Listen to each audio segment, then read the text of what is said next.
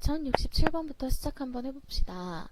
A, B 두 팀의 야구 경기에서 5회까지 A팀은 4점, B팀은 5점을 얻었고 1회 경기에서 5회 경기까지 사이에서 A팀은 4점, 그 다음에 B팀은 5점을 얻었습니다.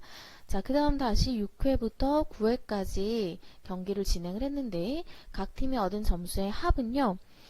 A팀이 B팀의 3배였다고 한다라고 했으니까 B팀의 점수를 X점이라고 하면 A팀의 점수는 3X점이라고 표현할 수 있겠죠. A팀 3X, 그 다음에 B팀은 X점. 그럼 1회부터 9회까지 총 A팀은 4 더하기 3X점이 될 거고 B팀은 총 5 더하기 X점이 될 거예요.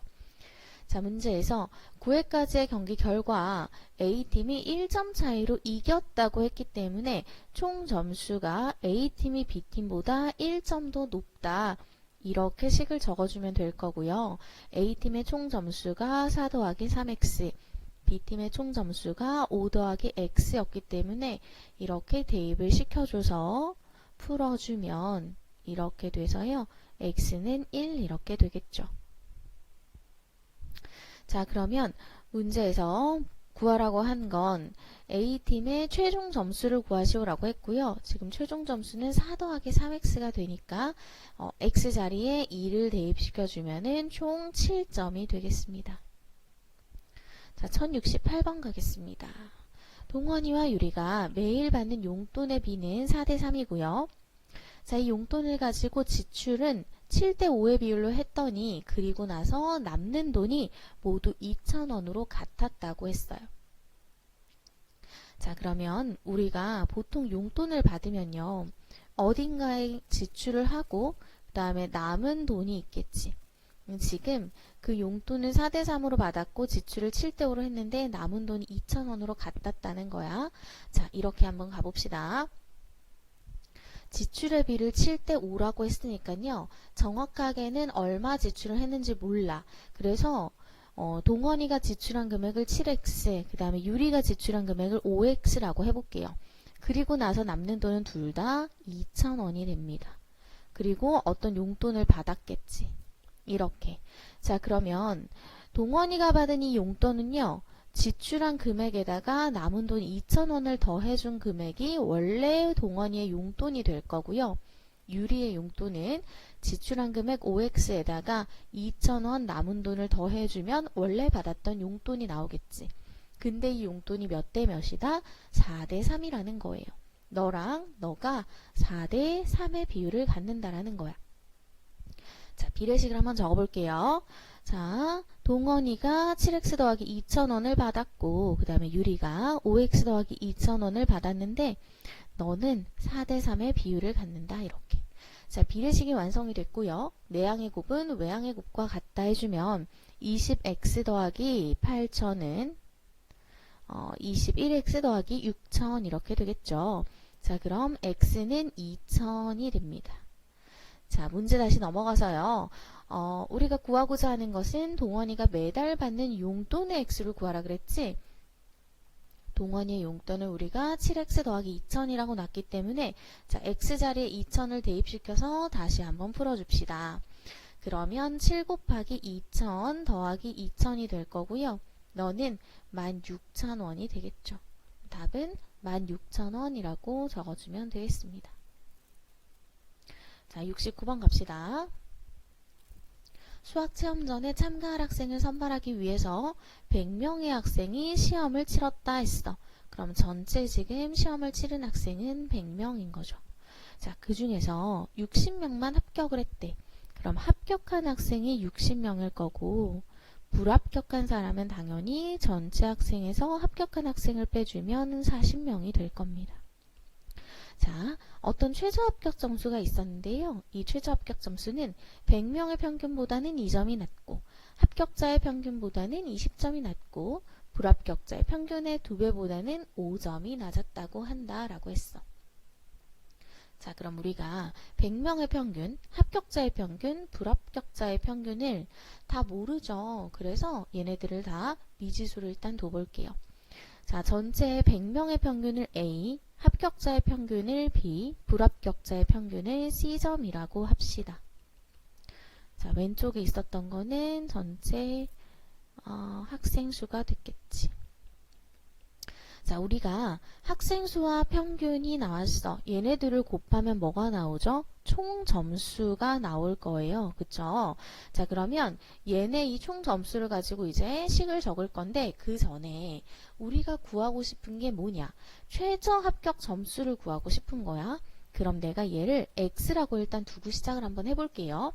자, 최저 합격 점수 X는 100명의 평균보다 2점이 낮다고 했고, 그 다음에 100명의 평균을 우리가 A라고 적자고 했기 때문에 얘를 식으로 한번 적어보면 X는요, A 빼기 2 이렇게 적어줄 수 있고, 동시에 합격자의 평균 B보다는 20점이 낮다고 했으니 B-20이라고도 적어줄 수 있고요. 또 동시에 불합격자의 평균, 즉 C의 2배보다는 5점이 낮다라고 했으니까 2C 빼기 5라고도 적어줄 수 있을 거예요. 자, 그럼 여기에서 뭘 할 거냐? 학생 수랑 평균을 곱하면 총 점수가 될 텐데 이렇게 그냥 곱해주면요. 이 시간에 내가 모르는 미지수가 무려 3개나 됩니다. 이거를 구해줄 수가 없겠죠. 그래서 우리는 이 x라는 아이를 매개체로 a도 x, b도 x, c도 x를 이용해서 표현을 해줄 거예요. 자, 그럼 a부터 한번 가볼게요. 자, x는 a-2이기 때문에 a라는 애는 이 마이너스 1을 왼쪽으로 이항을 시키면 x 플러스 2라고 표기가 가능합니다. 즉 a 대신에 뭘 써줄 거냐? x 플러스 2를 써줄 거예요. 자, b도 마찬가지예요. x가 b 마이너스 20이라고 했기 때문에 b라는 애는 x 더하기 20으로 표기해 줄 수 있겠죠. 그래서 b 대신에 우리는 x 더하기 20 이렇게 표기를 해줄 겁니다. 자, 마지막 세 번째. x는 2c-5라고 했고요. 그럼 2c는 x 더하기 5가 될 테니까 c는 2분의 x 더하기 5가 되겠지. 자, 그럼 얘도 c 대신에 2분의 x 더하기 5로 표기를 해줄게요. 자, 왜 이렇게 표기를 해야 되냐가 중요하고요. 왜냐? 아까 말했다시피 어떤 한 시간에 내가 모르는 A, B, C 3개의 미지수가 있으면 풀 수가 없기 때문에 미지수 하나로 식 하나의 미지수 하나가 있게끔 내가 표현을 할 수 있도록 A도 X에 대해서, B도 X에 대해서, C도 X에 대해서 풀어준 겁니다. 자, 그럼 다음 식을 한번 가볼게요. 자, 총 점수는 어떻게 한다? 학생 수에다가 평균을 곱해주면 된다. 한마디로 전체 합격자의 총 점수는 100명 곱하기 평균인 X 더하기 2를 하면 되고요. 합격자의 총 점수는 합격자 60명에다가 그들의 평균인 x 더하기 20을 곱해주면 되고 불합격자의 총 점수는 불합격자 40명에다가 그들의 평균인 2분의 x 더하기 5를 곱해주면 될 겁니다. 자, 그러면 총 점수이기 때문에 당연히 합격자와 불합격자의 점수를 더해주면 전체 학생 수의 총 점수가 나오겠죠? 이렇게 식을 적어주면 된다는 거예요. 자, 그럼 식을 한번 적어볼게요. 합격자의 총 점수는 60 곱하기 x 더하기 20, 불합격자의 총 점수는 40 곱하기 2분의 x 더하기 5, 그 다음에 전체 학생 수의 총 점수는 100 곱하기 x 더하기 2가 되겠죠. 자, 2와 40이 약분되면 20이 되고요. 양변을 또 20으로 한번 나눠주면 3, 1, 5 이렇게 되겠지. 자, 그리고 나서 한번 전개를 시켜봅시다. x 더하기 5는 5x 더하기 10이 될 거고요. 그럼 x는 65에 55 이렇게 나오겠지. 내가 구하고 싶은 최저 합격 점수는 55점이 되겠습니다. 답은 3번. 자, 1070번 가겠습니다. 자, 오른쪽 그림과 같이 가로의 길이가 8cm, 세로의 길이가 6cm, 높이가 h인, 자, 여기서는 그냥 직육면체가 아니고 뚜껑이 없는 직육면체입니다.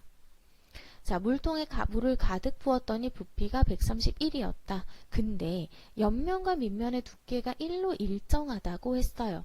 한마디로 지금 가로가 8cm라고 나와 있지만 왼쪽의 옆면의 두께, 여기에 두께가 각각 1cm, 1cm를 차지하고 있다는 거야. 그러면 실제적으로 물이 들어간 곳의 가로는 6cm만 될 거예요.